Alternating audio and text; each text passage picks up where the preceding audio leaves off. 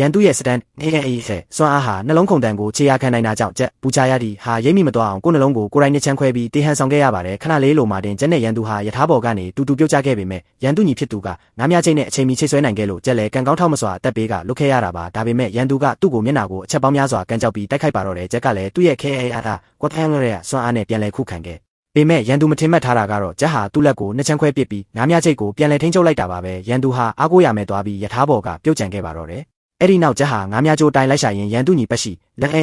စီကိုရောက်သွားခဲ့တယ်ပတ်ရှိဟာတခုခုမှနေပြီဆိုတာတီးလိုက်ရတယ်သူချိတ်ထားတာသူ့အကိုရဲ့ဘက်လက်ဖြစ်ပေမဲ့အခုတော့ညာဘက်လက်ဖြစ်နေလို့ပါသူငုံကြည့်လိုက်တဲ့အခါသူ့အကိုဟာယထာပြီးအောက်မှာကျိတ်မိပြီးအသက်လူနေရတာကိုတွေးလိုက်ရတယ်ပတ်ရှိဟာရင်ခွဲမတက်ဖြစ်သွားပြီးသူ့အကိုမတေခင်ချက်ကိုတက်ပစ်မယ်လို့ကျိန်ဆိုလိုက်ပါတော့တယ်ကျက်ကသူ့ရဲ့စစ်အကြက်တွေစွမ်းအားနဲ့ငါးမြချိုးကိုဖျက်တောက်နိုင်မယ်လို့ထင်ခဲ့ပေမဲ့အဲ့ဒီငါးမြချိတ်ကသူ့ခန္ဓာကိုယ်ကိုဘလို့ပဲခွဲလိုက်လံကြေရခံနေတော့မှာပဲပတ်ရှိကငါးမြချိုးကိုအားကုန်လိုက်တဲ့အခါကျက်ဟာလွင့်စင်သွားပြီးလျှက်စစ်တအားလိုင်းတွေနဲ့ညီတော့မလို့ဖြစ်ခဲ့ပေမဲ့ယထာကောင်မိုးပေါ်မှာစစ်တခုဖွင့်ပြီးအထဲကိုအချိန်မီဝင်နိုင်ခဲ့ပါတယ်အန်ရီယယ်ကမပြီးသေးပါဘူးငါးမြချိတ်ကကျက်ရဲ့နှလုံးသားစီကိုရောက်တော့မဲ့အခြေအနေပါကျက်ဟာပတ်ရှိရဲ့ခွန်အားကိုအတိမတ်ပြုလိုက်ပြီးဒီတိုက်ပွဲကိုအလေးနက်ထားဖို့ဆုံးဖြတ်လိုက်တဲ့ငါးမြချိုးရန်ကနေလွတ်ဖို့အတွက်ကျက်ဟာသူ့ခန္ဓာကိုယ်ကိုအပိုင်းပိုင်းဖြတ်ပြီးယထာတွဲတစ်ခုလုံးမှာပြန့်ကျဲနေအောင်လုပ်လိုက်ပါတယ်ဒါဟာသူ့ရဲ့အသက်ရှူတန်တဲ့နှလုံးခုန်တန်ဒုံခါမှုတွေကိုလူမသိအောင်ဖုံးကွယ်ဖို့ပါပတ်ရှိကခြေရာခံလို့မရတော့တဲ့အခါထိတ်လန့်သွားပေမဲ့သူ့အကိုရဲ့စကားကိုတတိယပြီးယထာတွဲတစ်ခုလုံးကိုငါးမြချိုးတွေနဲ့ထက်ခါရှာဖွေပါတော့တယ်ကျက်ကတော့ဘာလို့ရှာမှုမှမရှိပဲငြိမ်နေခဲ့တယ်ကျက်ခံမှန်းထားတဲ့အတိုင်းဘေးကခီးဒီတယောက်ရဲ့နှလုံးကိုချိတ်မိပြီးဆွဲထုတ်ခံလိုက်ရတယ်ဒါပေမဲ့ပတ်ရှိကအလေးချိန်ကိုကြည့်ပြီးကျက်မဟုတ်မှန်းသိသွားပြန်တယ်